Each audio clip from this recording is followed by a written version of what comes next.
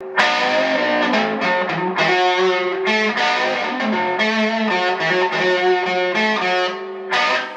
this is Hammer 357 Mag. Today we're going to do a quick look of the bada bing, the Kershaw Turbulence. Oh yeah, the Kershaw Turbulence. Again, this is another large size blade.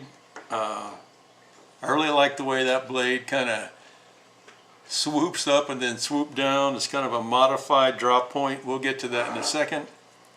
What we're going to do is we'll do a quick look on this. We're going to look at the specs, the price point, the fit, feel, primary and secondary concepts of use, how it comes sharp out of the box, and any final thoughts. First, on this particular blade, it's US made. So the steel on this is a Sandvik 14C28N.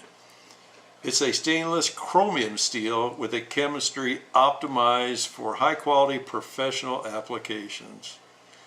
Now what's special about this knife is that its chemical composition provides a unique combination of properties including excellent performance, high hardness, and good corrosion resistance. It's heat treated at a 55 to 62 HRC.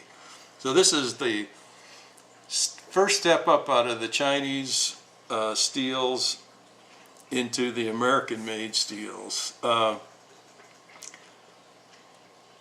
Quickly, it's got a textured G10 scale. As you can see that again, it's a G10 with texturing, which means it's going to handle well in the hand. The blade length is 3 1/4 inches. The overall length is 7 3/4 inches, and the close length is 4 5/8 inches. On this particular blade, it's a large side blade, but it's really light. It's at 4.4 ounces. So here you have a large size blade that's not too heavy. This one, it's a flipper deployed, but it's got the speed, wham, and it comes out really quick. And I like that. Okay, on this particular one, the liner, it's a liner lock. As you can see, that lock gets in there about 33%. Again, that's going to make it really solid. The blade's going to be in there really solid, and you know, you're not going to have much problem with blade retention, but basically you won't have any. Okay, the pocket clip on this, let's have a look. It goes top and bottom, and it's not left or right. So you can go blade up, blade down on the right side. Okay, the finish on this is a stone wash. A little bit different than a bead blast. I think the stone wash gives it a little bit better protection than the bead blast. Again, the grind on this one, let's see, it's a hollow grind, and it makes for a very sharp point on this. The blade play on this, okay, let's look in here, and there's no blade play on this at all. You can, you know, I'm torquing on this, and it's not going anywhere. So that's really good. Let's take a look at the blade centering. And if you look at that, it's pretty much spot on. Maybe off just a hair, but not much. Again, I think it's really good as far as that's concerned. Okay, let's look at the fit and feel and ergonomics. Let's deploy that baby out again. It really feels good in the hand. Again, I got medium-sized hands, and again, this sticks out some. It's got an excellent troil to keep your finger in there. It doesn't have any jimping, as you can see, but the way that your hand fits on that and your fingers under there, it holds your finger back, so it doesn't really slide up that much. It would be nice if they had some jimping right here. That way your finger could dig into it. Okay, on this particular blade, primary concept of use of this is going to be, I believe, EDC and general purpose. And the reason I say that is there's no jimping on this. And the way the blade is laid out, it's a modified drop point.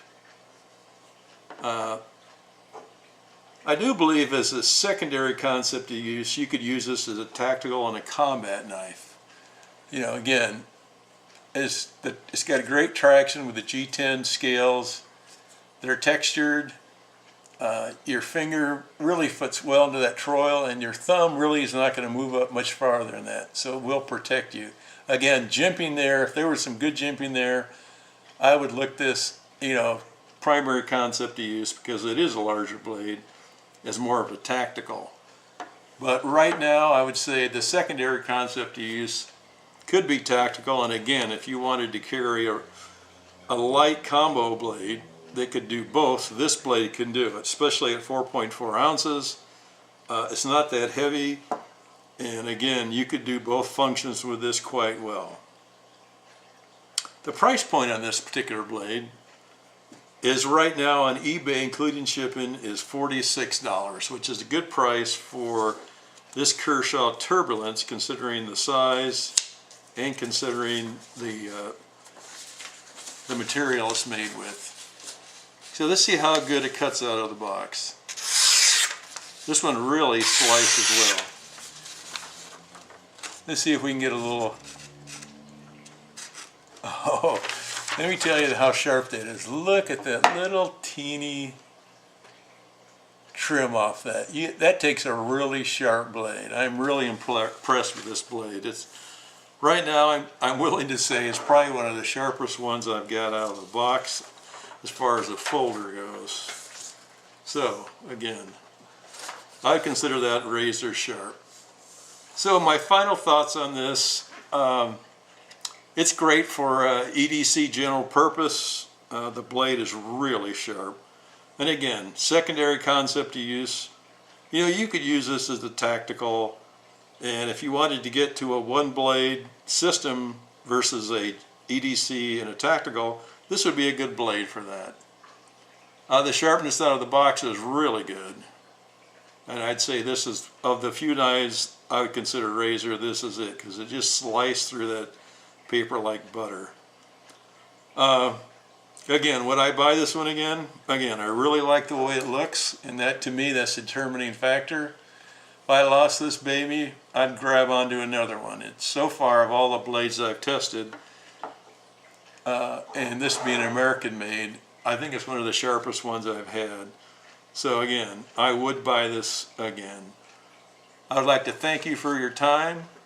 Have a great day, and remember, long live rock and roll and the American dream.